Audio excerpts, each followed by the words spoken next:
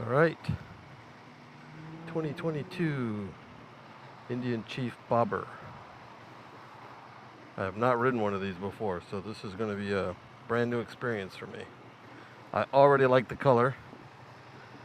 Green is my favorite color. I like the green and black. So we hit this, turns on. All right. Down. Ooh, smooth. Very nice. Got to reach there a little bit. The ride command. All right, let's see where we go.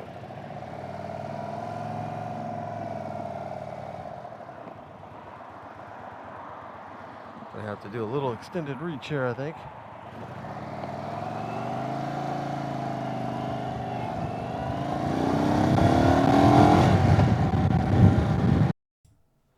I was looking to sell my 2018 Indian Scout, and while they were taking a look at it, I decided to take a test ride on the 2022 Chief Bobber Dark Horse that they had. This is at North Sound Indian Dealer located at Linwood Motorplex. They have a pretty good selection of bikes, and they even have some that they've custom built. First, let me start off by saying I have not ridden an air-cooled bike in probably 20 years.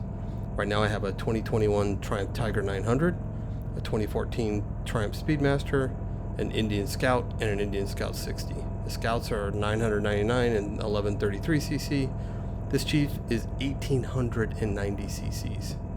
It really surprised me. This is the biggest displacement engine I think I've ever ridden, but it didn't feel like it, and I'm not really sure why. Is it because the power band was so low, or the lower compression of being air-cooled? I'm really not sure. First, let me start with some positives. The ride command system was the star of the show from my point of view. The screen is bright, very easy to read, and it really has a lot of good information on it. I'm sure you've watched plenty of videos about it by now, so I'm not going to go into depth on it. I found that the entire display would feel perfect on an Indian Scout. I don't know why they haven't moved this down the line to the Scout.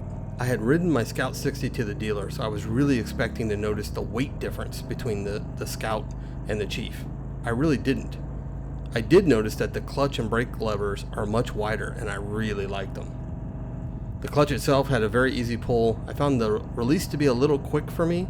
The low RPM of the Chief at idle meant that I kept thinking I was going to kill the bike taking off from a start.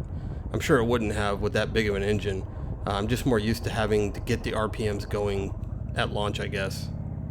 The bike was quite nimble. I enjoyed the stock bar position. I'll have to say that the rear suspension is just not up to the test, though. If I were going to buy this bike, I would want to change the rear shocks.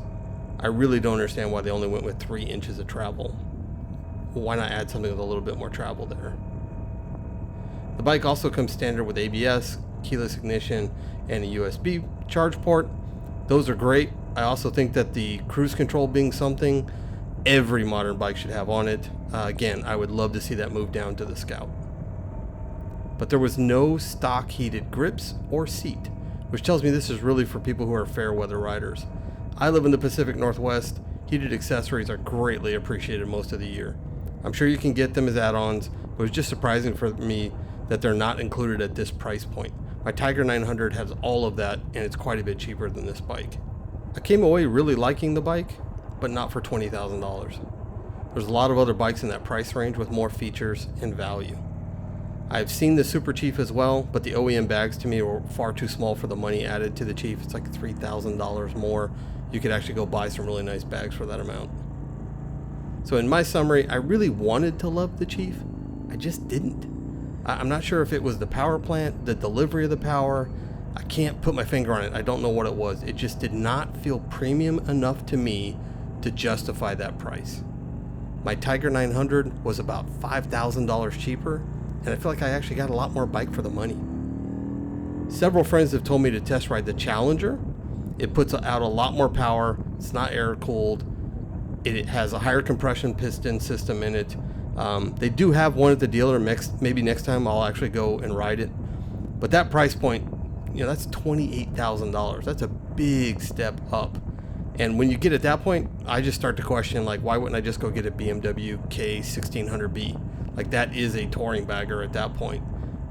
So I'm not sure. It's not that I didn't like the bike. I just think at that price point, there's just something missing, and I don't know what it is.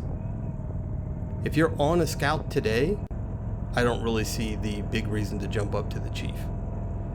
If you haven't bought a Scout and you're thinking about it, I would just go directly to the Chief then at that point, if the money's not the point. To me, though, the Chief is in this weird intermediate. I love the technology that's in it. I love the ride command. I want the cruise control.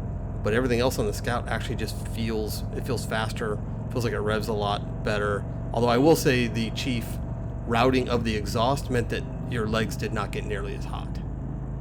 So in summary, I just think the Chief's not for me. I don't know. Maybe I'll keep an eye out on one, see if I find a used one to pick up, to do some wrenching on it to see how it works. I've been watching Brandon Picasso's videos. It's one of the big reasons why I wanted to ride the bike. But I'll just have to wait and see. For me, I just think it's not the bike for me right now.